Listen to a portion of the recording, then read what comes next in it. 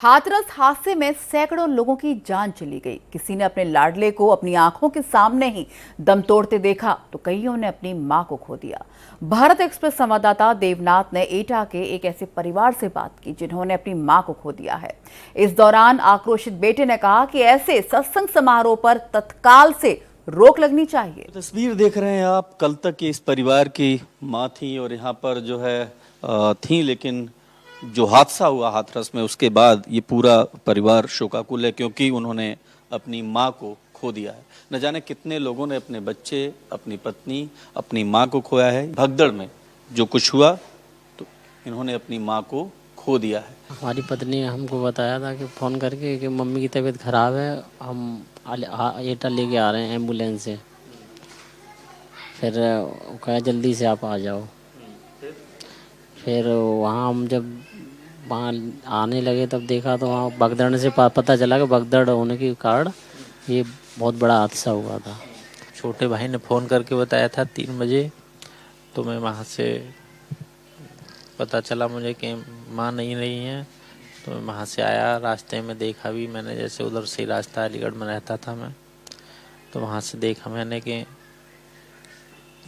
बहुत सारी लेडीज़ें वहाँ पे पड़ी हुई थी और यहाँ पे आके देखा तो मेरी माँ मोर्चरी में 25-26 लाशें थी, वहाँ पे मेरी माँ भी थी। बस इतना देखा था, मुझे नहीं पता था कि भगदड़ हुई है या नहीं, मुझे खाली ये पता था कि कोई और समस्या है। माँ को खोने के बाद में मैं तो बस ये है कि जो जितने भी धार्मिक तरीके से जो बनाए गए हैं सत्संग के माध्यम से, चाहे प्रवचन के माध्यम से, सरकार को इन चीज़ों पर बिल्कुल रोक लगा देनी चाहिए हमेशा के लिए।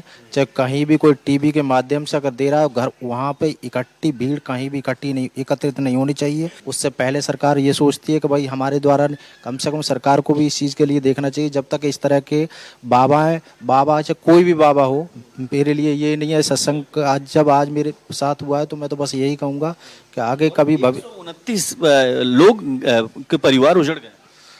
129 तो मेरी माँ को गुजरी है तो मुझे पता है। जब ये वहाँ से आए थे एम्बुलेंस में तो मैं ही गया था वहाँ इमरजेंसी में। तो उस टाइम रास्ते में वहीं इनकी डेथ हो चुकी थी, मैं यहाँ से गया था। तो मुझे भी लगा कि शायद घबराहट या गर्मी की वजह से। कुछ देर बाद वहाँ पे छोटे छोटे बच्चों की लाश और लड़कियों की लाश आई, तब पता चला कि कोई बड़ा हादसा हुआ। दर्द इतना ज़्यादा है, बेबसी इस कदर है कि आवाज़ नहीं निकल रही है, लेकिन इतना ज़रूर है कि अगर इस तरीके से सत्संग का आयोजन होता है तो अपनों के खोने का जो गम है, जो तकलीफ़ें हैं, वो बार बार रिपीट करती हैं। और यही वजह है कि इनके पुत्र कहते हैं कि कम से कम भीड़ वाली जगह सेलेक्ट ना हो, ऐसी कोई प्रवचन ना हो जहाँ पर लाखों लोगों की भीड़ हो। अगर किसी को मैसेज देना है, कोई चीज़ कहनी है तो टीवी के माध्यम से दे सकता है। लगभग 129 परिवार हैं जिनका कोई न कोई खो गया है। तो इस दर्द और वेदना के साथ कैमरा पर्सन धर्मेंद्र के साथ मैं देवनाथ, भारत एक्सप्रेस, एटा।